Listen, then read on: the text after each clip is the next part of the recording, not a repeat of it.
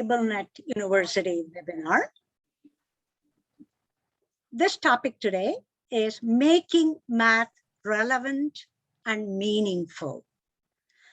Hands-on activities for learners with severe and multiple disabilities.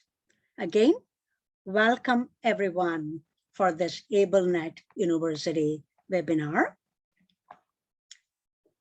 Let's go ahead and find out who are the people who are participating in today's webinar. Go ahead, and I am going to go ahead and open the poll and launch it.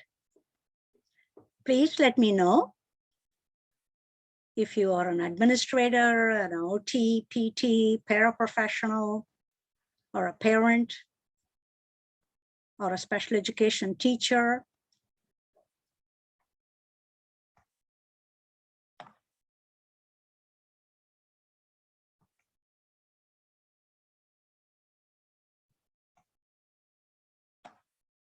Okay, I think most of you have already cast your vote in this one. I'm going to go ahead and share the result. There are several assistive technology specialists, that's wonderful, OTs, and a lot of special education teachers. Again, welcome everyone. And I'm going to share the stop it and move on to the next one. So what is the focus today of this making math relevant and meaningful for students who may have cognitive, communication, motor, and behavioral challenges and needs? How do we make sure that content that we provide is connected to the state standards, but at the same time integrated with functional activities so that it is personally relevant and meaningful for that student? How do we make sure that that student is learning what we are teaching, and we are empowering that student to be able to use the math skills as it applies to his or her daily living skills? So the concepts we are going to be addressing, the math content, would be something as basic as using numbers. How do we use numbers to solve problems in daily life?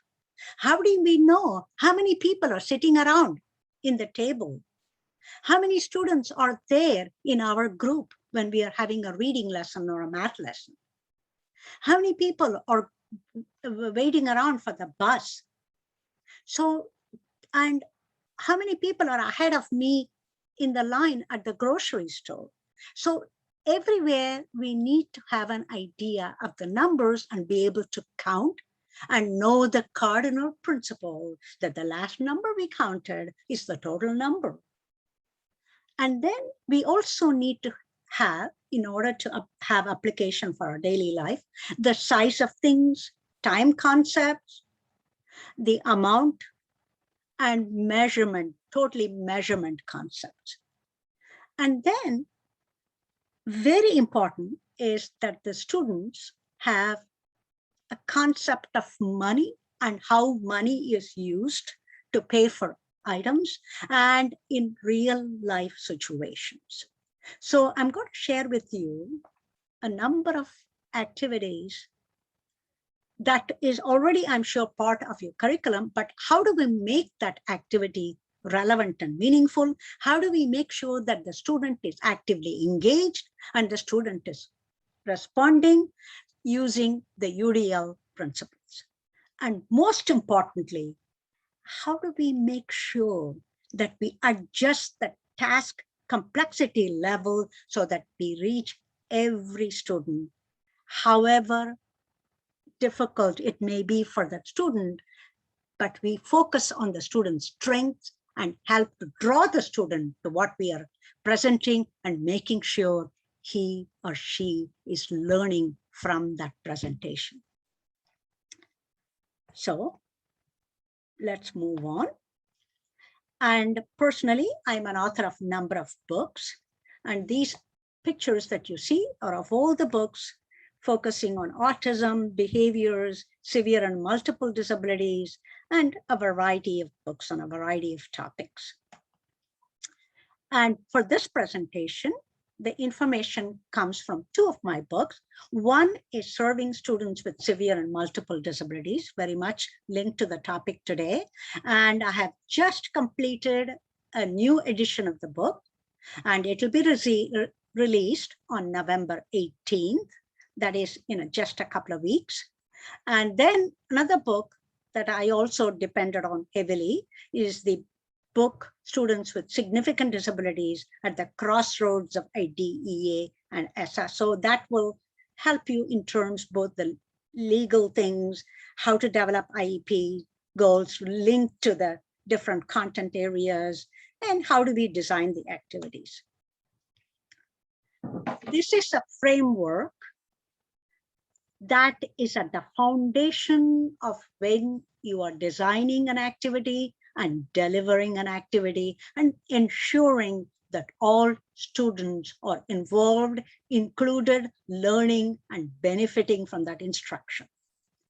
This is a framework that I actually shared last time when I presented the webinar for the topic of literacy and language development for students with severe and multiple disabilities. But for those of you who may not have been present, I will just briefly share with you a couple of details about this. One is, as we are preparing our lesson design, it is not only are we making sure that the curriculum content standards are included, but we are also looking at the student and look at the student's profile. How do we ensure that we are addressing that particular concept and making sure that that student's strength is activated, but at the same time, we are addressing the student's need? That is where the UDL principle comes in, of action and expression, students' response, and our presentation. So as we design, we are looking at how do we deliver that instruction? How do we make sure our description of the activity includes adjusting the task complexity level? And what kind of materials we need, a variety. And I'm going to show you and share with you a number of materials that will help make that learning math much easier and accessible. And that will also help you with making sure that student is participating and respond. And how do we consistently use these adaptations? And extremely important is we are linking, embedding the IEP objectives in each of the lessons that we present. And then we also need to look at throughout the day, whatever we have taught in math, how can we extend it throughout the day so that the student has multiple opportunities to practice and generalize the concept the student has received. So what we need to do as we begin, we have to think about where are we taking the student in this learning journey. We begin with the end in mind.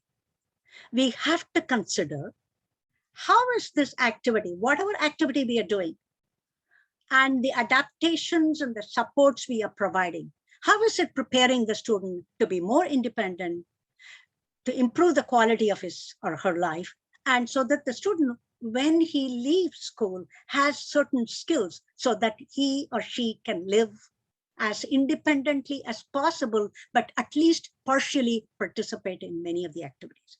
How can we broaden his world? And a very critical point is, how do we build a positive perception about the student in the eyes of others. I'm going to give an example that I often see when I go for in-person visits to classrooms. I find that the para-educator or often the teacher is doing everything for the student. Let's say I'm going to take an example of eating. Usually I find when the student has some motor difficulties, the student is completely being fed. Or maybe let's take the math situation. If the student is asked to count, quite often it is the para-educator who is kind of working with the student and holding in her hand maybe 5 things or 3 things. And as soon as the student counts and says 5, and there are 5 items, she closes, not giving the student the opportunity to think, did I count 5? Was that the last number that I counted? Did I get the cardinal principle? So we really need to make sure when someone else is looking at the student from an outside, can clearly see that the student is the one who is providing the answer, and it is not the adult who is determining the answer. And that will provide a positive perception about the student, how the student initiates and how the student responds. And we have to make sure every lesson is offering the student some opportunity to interact with peers and promote social connection and inclusion. And ultimately, we have to see what kind of instructional activities can we provide that will enable the student to gain self-dependence, some kind of control over the environment. And it is important to remember, if we do not expect the student to show, if we do not expect the student to achieve, then they never will. If we act as though students can do something, they may be able to do it. So I'm going to go ahead and begin with the feeling and with the expectation that we develop an expectation of performance, however limited they may be. And this is based on my years of classroom visits, where I have found quite often our expectation is somewhat low. So we do it for the student out of the goodness of our heart, but it limits the opportunity for the student to be able to do it and develop the skills to demonstrate what he has acquired or what he needs to acquire in order to be proficient in math or any other area. So let's begin with a learner profile. Gail, she is able to count 3 objects. She can count 3 objects accurately, and she can identify numerals to 5. And she is working at the pre-symbolic level of communication. She uses mostly body movements, facial expression, vocalization, and touching objects in order to communicate. She is beginning to use a very few picture symbols right now. She uses a wheelchair for mobility. She is also being trained to use a few AT devices, but she does get confused and she does make errors when she is counting groups of objects, which is more than 3. And she doesn't always demonstrate one-to-one correspondence. So she does need to practice that over and over again and to be able to generalize it to various settings. One of the problems that Gail has, she thinks of these items sometimes as play objects, and she tries to sometimes throw them. And so her attention and focus also need to increase. So some of the things besides one of the concerns that I have is frequently we use, even if the student is 9 or 10 years old at the elementary level, but maybe 9 or 10 years old, we tend to still use age inappropriate materials like plastic bears to count. So we can try to use items like forks and spoons and straws and things like that, which would help her to see them as objects that you can still count. And maybe crackers, and I'm sure she will not throw away the crackers. And in addition to that, we can post on her tray a graduated number line. And you can even make this graduated number line. She's able to do 3. We can increase it to 5, cut it here, and attach objects next to them so that, and they are velcroed and they are closed, and she can feel, she can touch, and she can explore the objects and connect it with the number. And of course, repeated practice. And we can also use paper cups, and she can drop spoons in the paper cup.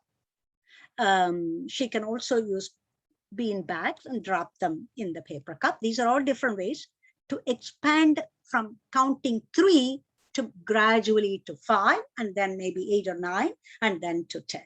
And we can also pair these talking brick with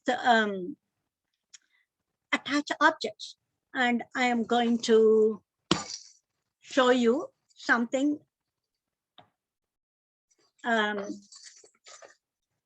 that you can see. I hope you can see that. And this is something where you can attach objects, and you can also have an assistive technology device like the talking brick, and then you can program it with number, and the student has to find which of these have 1, which of these has 2, and you can change that from 1, 2 to 5 or 6 and 8, and then attach different things so that these are sound producing objects, so it will attract greater attention. Another thing that you can do to increase her attention is use a flashlight, and you can knock it to bring her attention, and then use flashlight to show her. And this will add an additional dimension of attractiveness to the activity, which will build her attention and will help her to gain the one-to-one correspondence beyond just 3 and to learn the cardinal principle. The other thing is to find out what are some objects that she is interested in counting. So you can say, you can offer her some straws, you can offer her these kind of belts, and you can offer her pencils and see which one does she prefer, and maybe she can count those objects. That will help to get her attention and to sustain her focus and interest. And she can count, she can drop, maybe dropping it inside the cup may be an interesting activity for her, and she can do that. And touching each object at the same time. And of course, as I shared with you, you can use an eye gaze board or a mini whiteboard. And she practices pointing to the right cup. And one of the important things is that when we are providing prompting and teaching, we have to make sure what's the difference between a prompted correct response and a true correct response. If the student counts a group of objects, and there are, let's say, 6 objects, and the student stops at 4 or 5, and then the adult who is working with the student helps to count all of the objects and say 6, that is an adult prompted correct response. We want the student to be able to provide that true correct response. So we have to clearly understand which is a prompted response and which is an adult prompted correct response. And we have to make sure we give choices in the objects in order to make sure the student. So we have to offer a variety of concrete materials to help with the grasp and understanding. And then one of the things, if you have students who are visually impaired, then another option would be putting bells that are sound producing objects in many plastic bags like this. And this will also prevent, some students have a tendency to put things in their mouth. So if you want to avoid that, you can put it inside plastic bags, mini plastic bags, and have them feel it, touch it, hear it, and count. And then, of course, you can pair it and integrate technology with it. And then when we are trying to extend the lesson, when we are trying to enable the student to practice the concept we have presented, we have to make sure the student has opportunity to count in a variety of real life situations. What are 2 things you ate for breakfast today? What are 2 things you ate for lunch today? And throughout the day, whenever we have an opportunity, we have to make sure that we give that opportunity to the student to count, not just during the math lesson. Count the number of glue bottles during an art lesson. How many erasers were there? How many markers were there? How many brushes? Count the number of people who are sitting at the table during lunch. And show me 2 people who are holding a ball in the gym. Count the number of people who are waiting in line for the bus. How many children are waiting in line to be picked up by their parent in the car? So different things, but repetition, repetition, repetition, but with different things that they count. But the objective is counting, but the scenarios are different so that it adds a certain element of interest. And then one of the other things for extending and counting and understanding the cardinal principle is extremely important, and it's a lifelong skill that can be applied throughout our life. They can make sets of objects for the cafeteria, for the office, or for different classes. They can make sets of pencils or sets of markers or sets of different things, sets of I don't know what, well, to put on a table, different ways you can make packets of it. And then they can,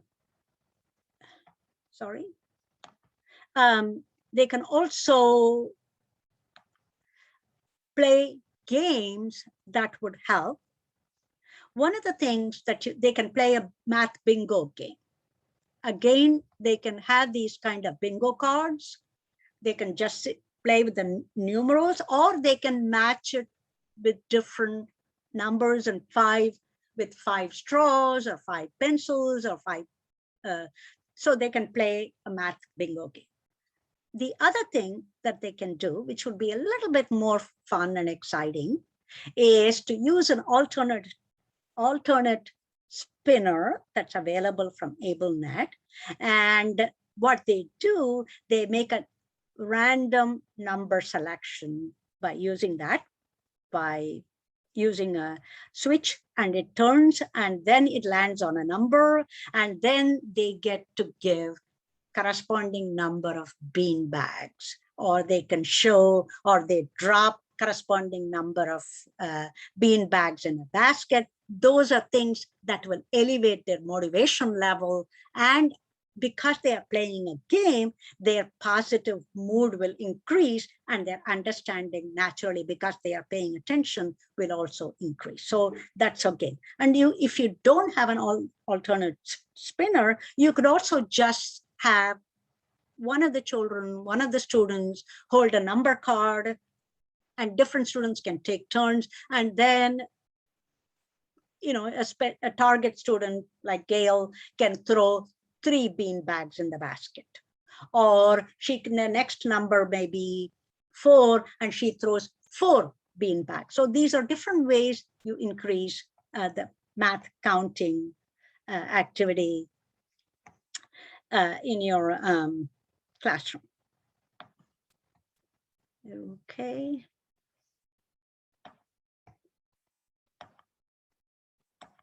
We have a poll here, and I'm going to go ahead and launch the poll. And here you're going to identify the different kinds of adaptations that you routinely use. Do you use an eye gaze system, or do you use a graduated number line attached with concrete items?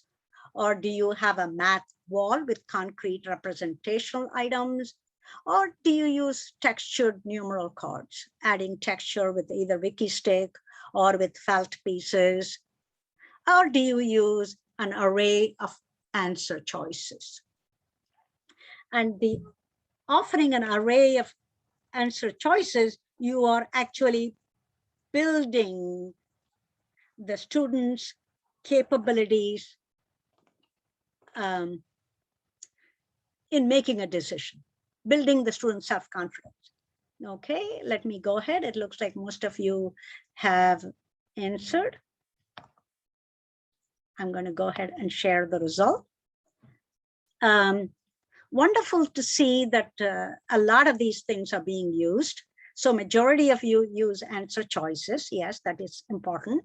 And so that the student makes the choice, and it is not an adult prompted choice. Textured and graduated number line, some of you use. That's great. And only thing is, we have to make sure that the graduated number line gradually increases. In other words, we present for a student who can only count to 3, you may want to put one with 5 and then gradually increase it to 10. And most classrooms have a word wall with vocabulary words, and it's good that some of you are using a math wall with concrete representational items.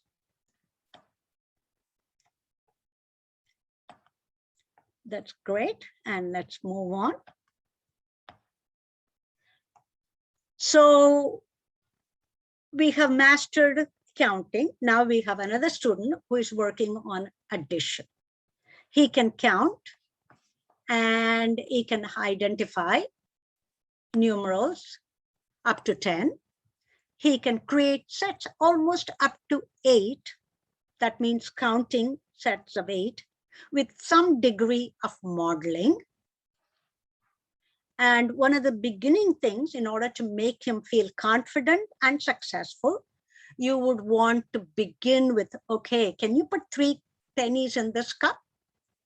Can you put 5 pennies in this cup? Can you put 8 pennies in this cup? You want him to feel that sense of success. And then you introduce the addition concept. And then you also have to make sure that you teach these symbols so that he is able to use the symbols and able to identify the symbols. You have to teach the symbols one by one, what it means, because symbols are quite abstract and it is difficult for some of the students to connect with that. And as a basic principle, try to move from the concrete to the representational to the abstract. So you take a cup and you put maybe 1 pencil or 1 spoon or 1 little ball, a mini ball. And then you place the symbol for addition symbol. And then you give another cup and the student drops another mini ball. And then you teach the equal symbol and then the total number added together. So you have the student build number sentences herself or himself, and target just for a long time. You may be working on just 1-digit addition. And at the same time, one of the other concepts that you may want to introduce also is understanding fractions. I know it is different from addition, but I just want to share with you that this is one of the objectives that Jose is working on. Again, with fractions, instead of going into the abstract, we begin with something concrete, and then representational, which is pictures. We are all very good in using representational, but sometimes we don't use that stage of the concrete. Taking a paper plate and cutting it in half and cutting it in quarter, and let the student, if he has or she has the motor ability like Jose does, should be allowed to do that. And the same with maybe apples and maybe cutting a straw and a variety of objects where they actually cut and experiment and put out the match the numeral symbol with the actual object.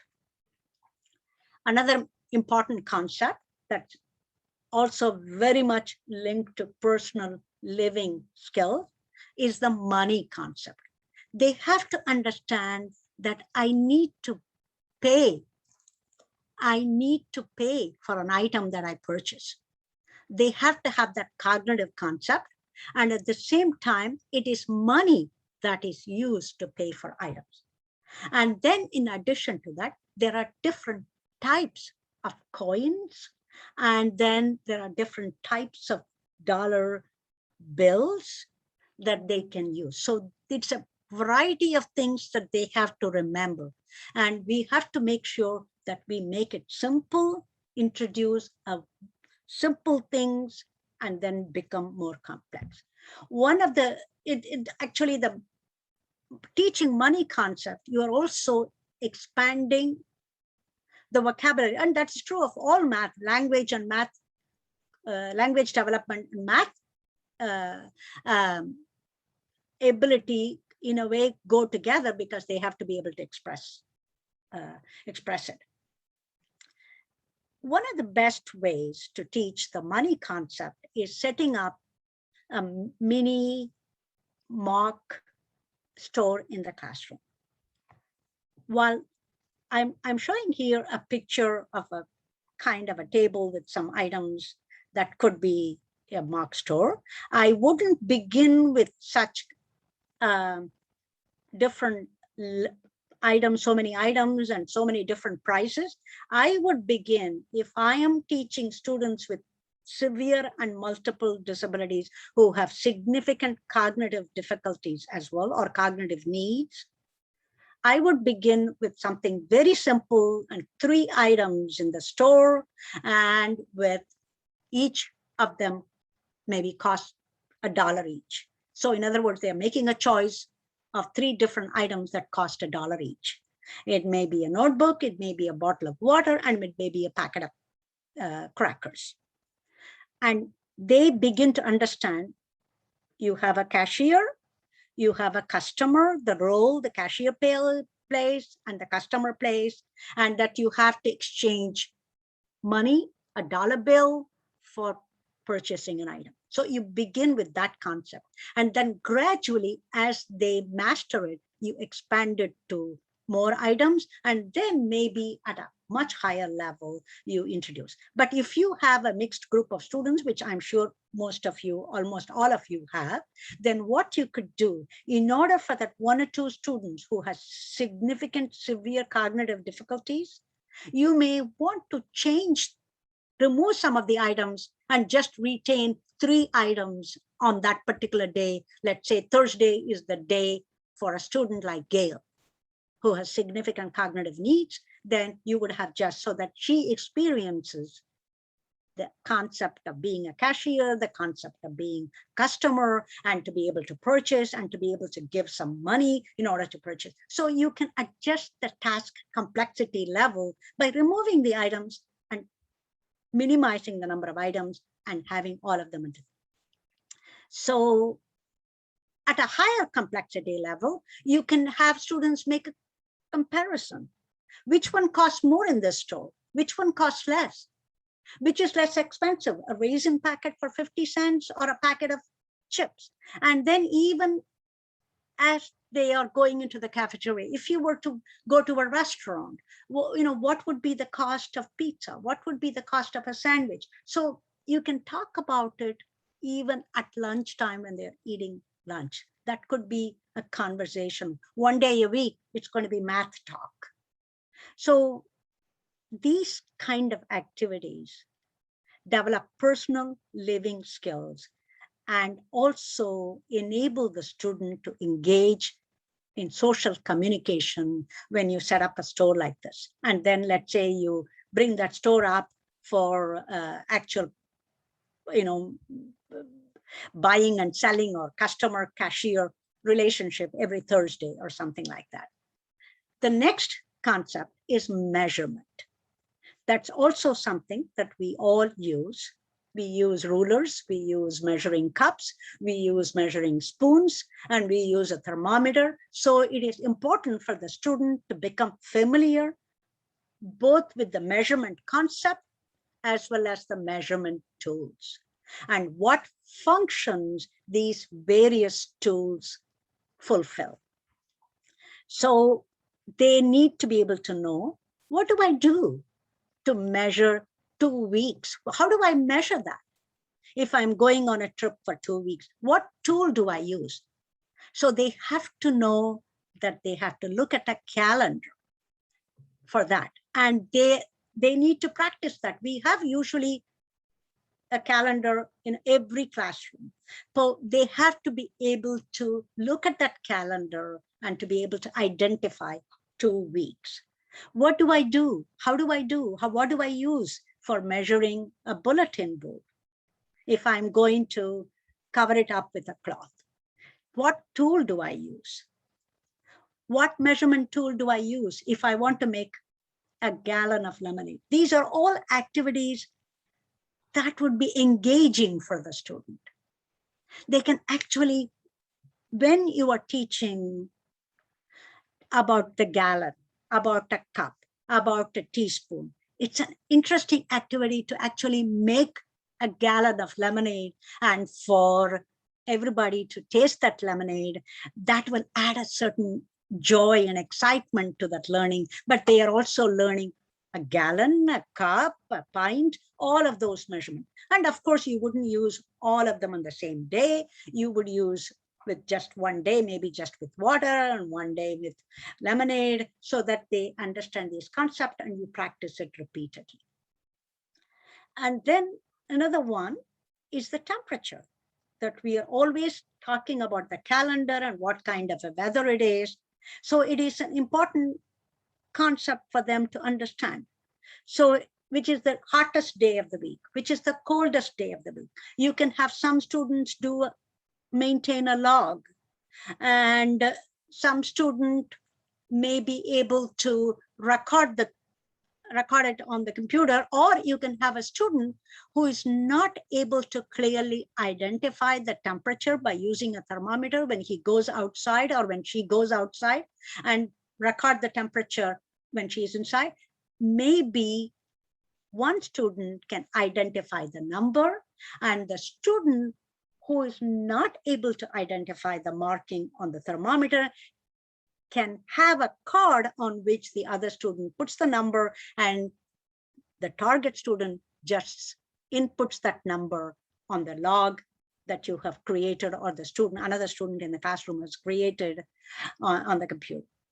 So another thing that can be very joyful is role play and a little bit of drama. Okay, on a hottest day, the student who is not able to say this is the hottest day may be able to wear sunglasses to symbolize the hottest day, can maybe hold an umbrella to show it's a rainy day, or can wear a pair of gloves to show it's the coldest day. So these are all different ways we can have fun, motivation, and greater comprehension. And at the same time, we can adjust it to different levels of student functioning.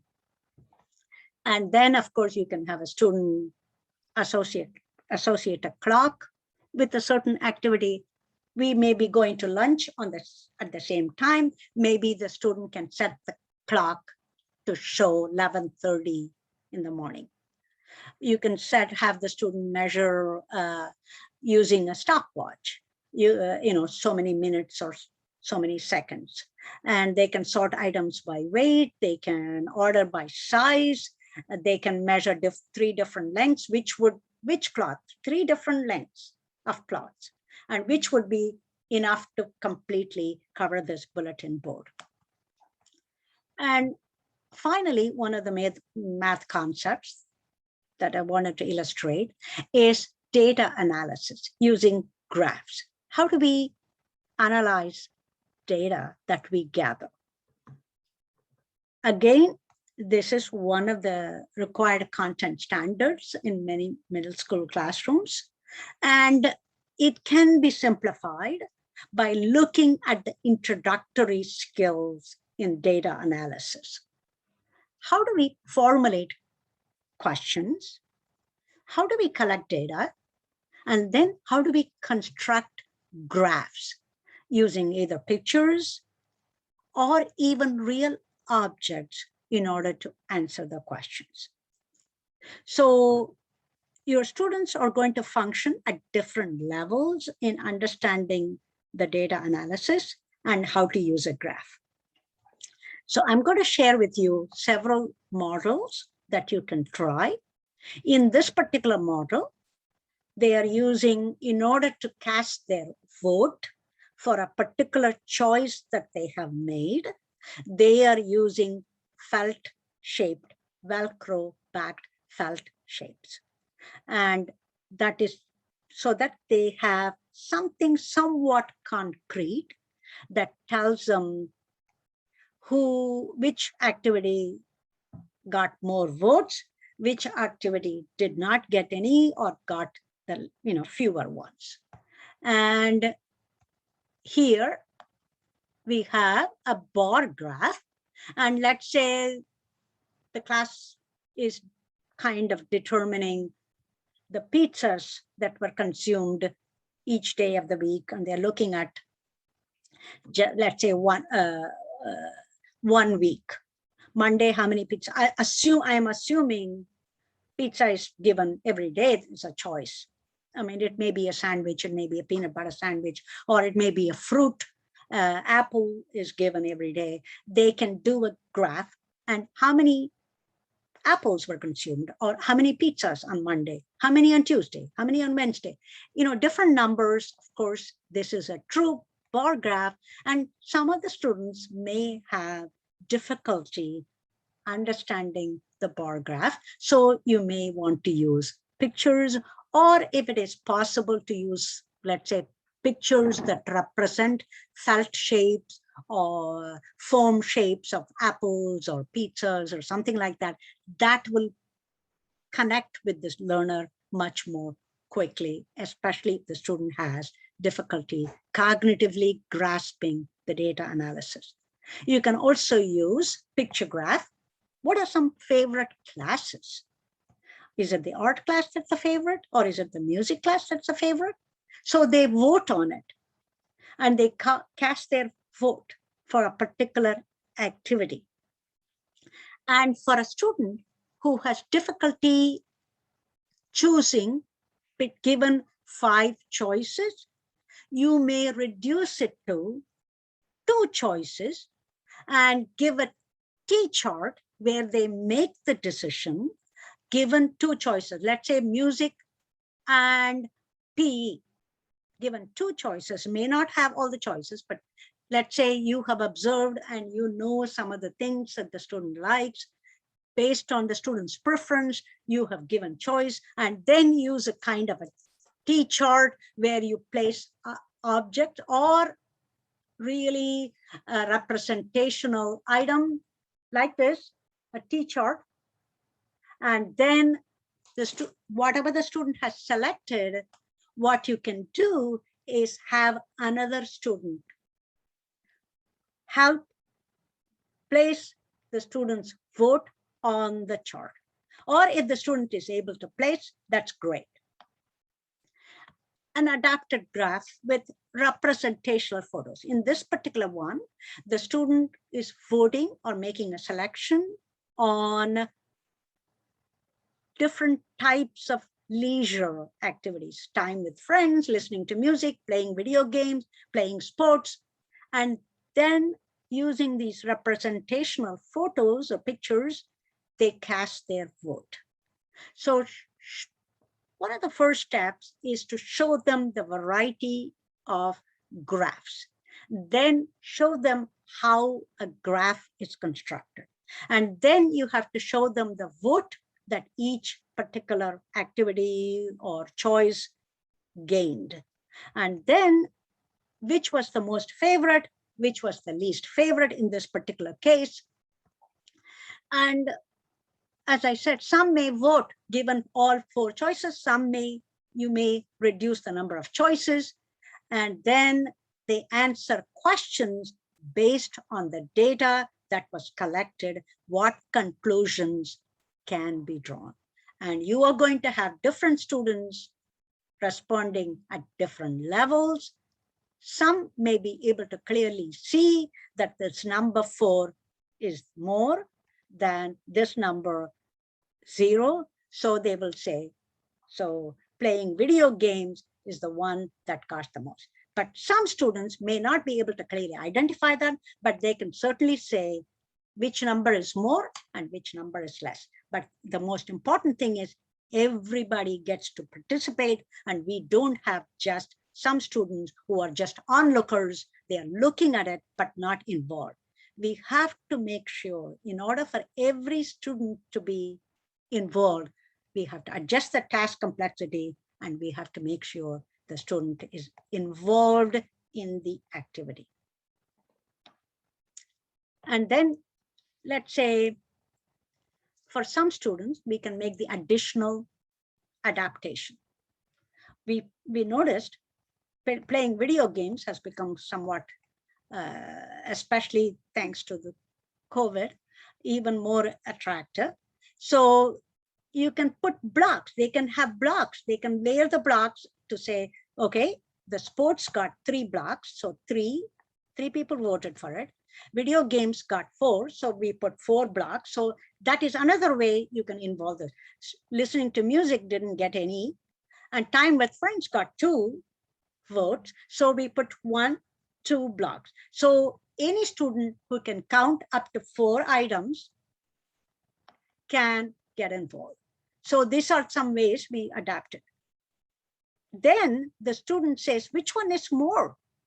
3 is more, 4 is more, 2 is more, so that the student has a role to play. Identifies the favorite activity given these choices to select from. And Jose, that you met, he can count the number of votes that each of the 4 leisure activities received. He can count. He may not be able to draw the conclusion that video games is the most favored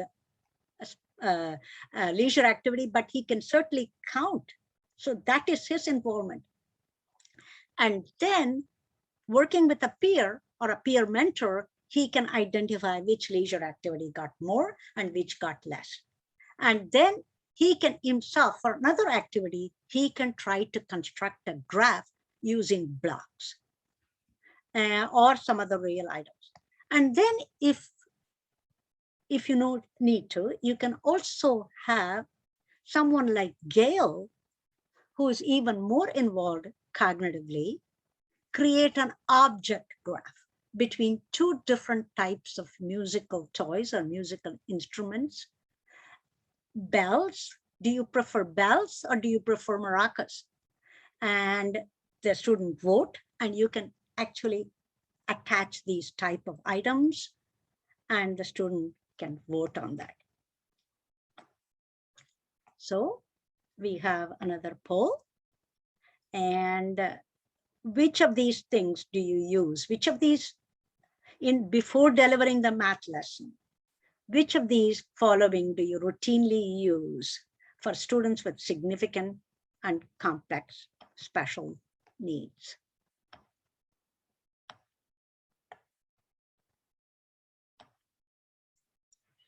So before your lesson, do you consider the specific motor needs of the students? Or do you limit the amount of intrusive hand prompting that's needed? Or do you adjust the task complexity level? Do you use a variety of hands-on? And do you integrate math instruction with real life events?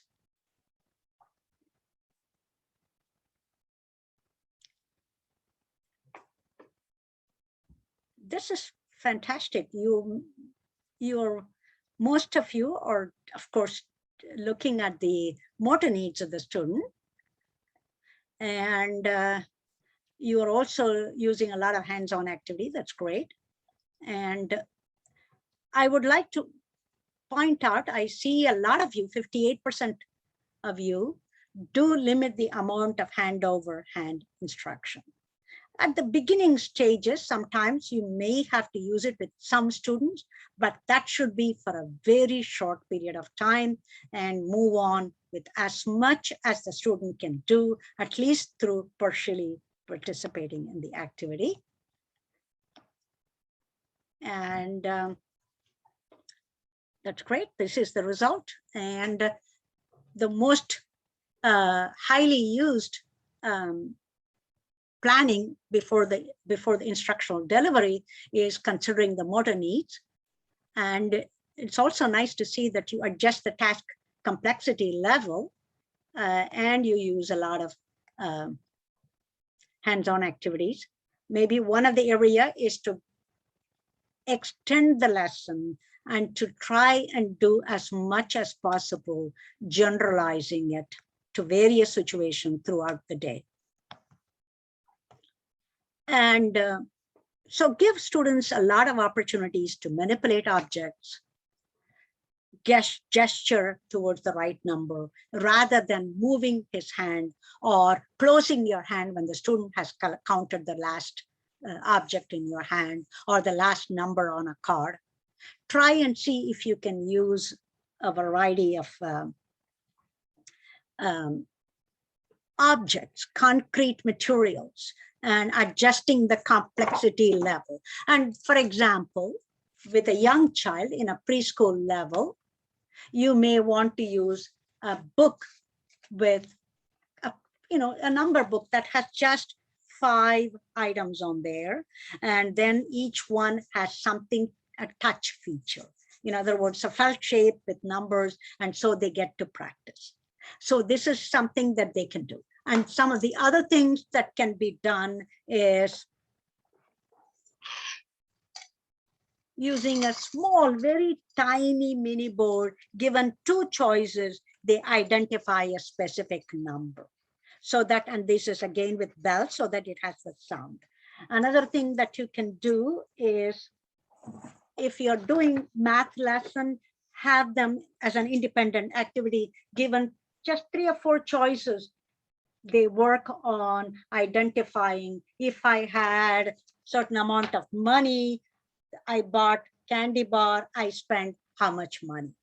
So they have given choices and you Velcro it and they make the choice.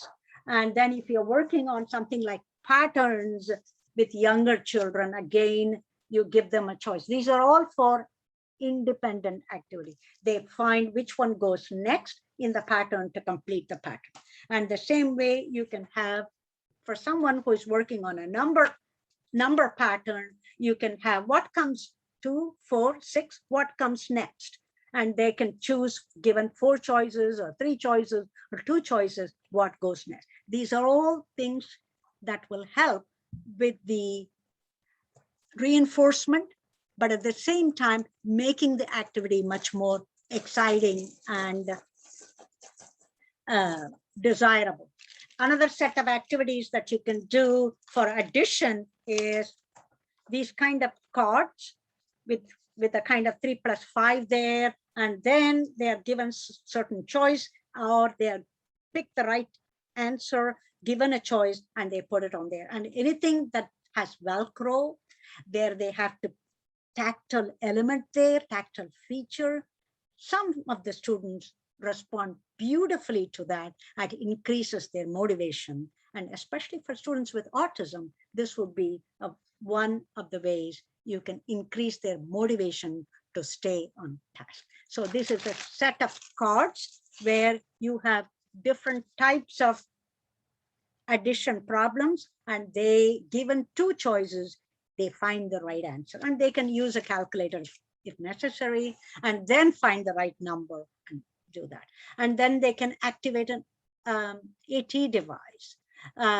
They can use, for example, another adaptation that you can do when they are not able to find their choice on a graphing chart, you can cover up the rest of it, and the column that they have chosen, the particular activity, they post their vote on that particular column, and you can close up. You can, of course, I mentioned earlier on, have math wall and have concrete items attached to the math wall.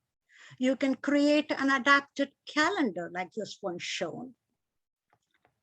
There are a variety of ways you can increase. You can create folder activities for them to work on, again, attached with felt items or foam items, or even things like bells and Velcroed items.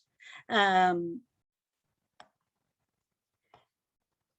it is important for you to monitor the progress the student has made. It's critical that not only do we teach, we have to make sure what the student has learned from what we have taught.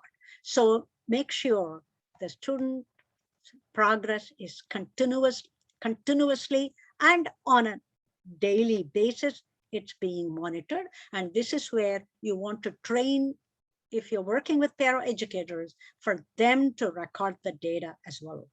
And it is important for every opportunity that student has, is it correct or incorrect, or was it a prompted response? How was the prompt? What kind of prompt was used? All that has to be noted. Then,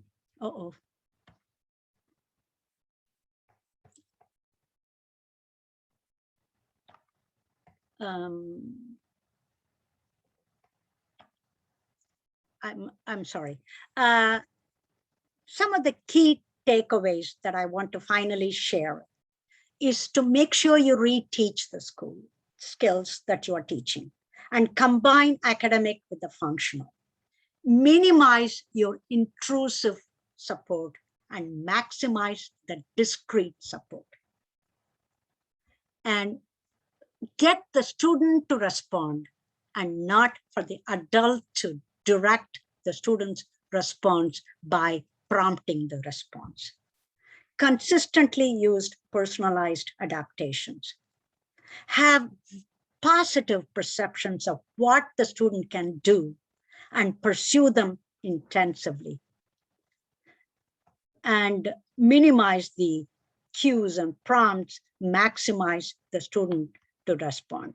As I shared with you, this webinar draws the material from these two books, and this particular one is coming out in a couple of weeks. November 18, the book on serving students, updated new edition will come out.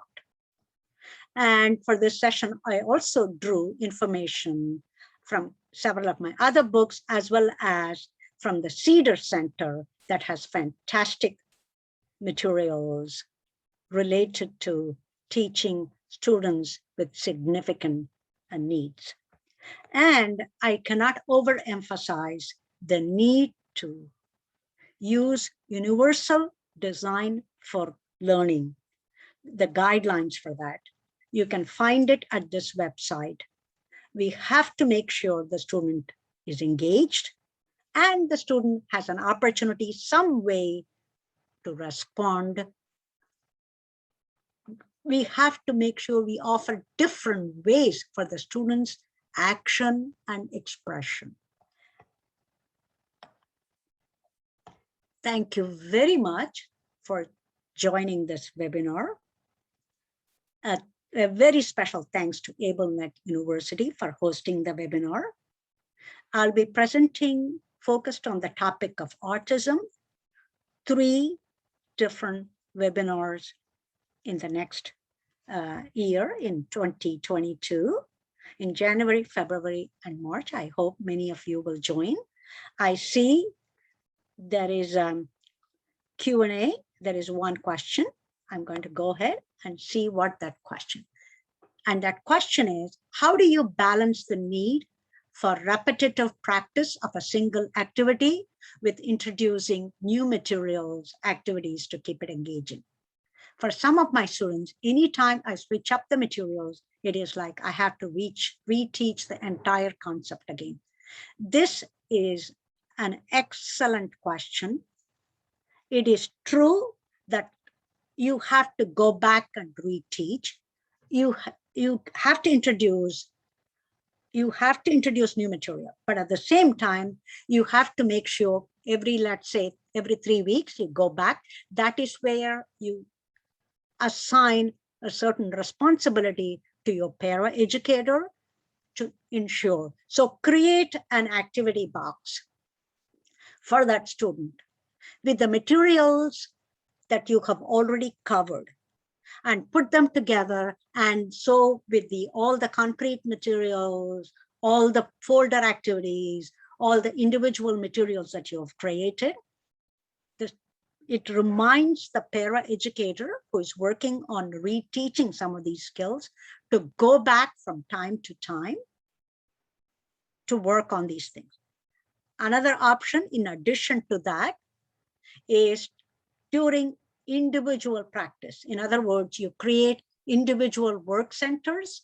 There, you also create activities. Let's say the student is working on fraction, but the student previously learned addition, and you are concerned that he or she is forgetting that. So have a variety of activities that the student can independently work on, the addition activities, like the one that I shared, cards, like these cards where they have to independently find the answer, and your para-educator supervises 2 or 3 students when they are working at these independent work centers. And this will also help to bring back all those things that you've already taught to reinforce that.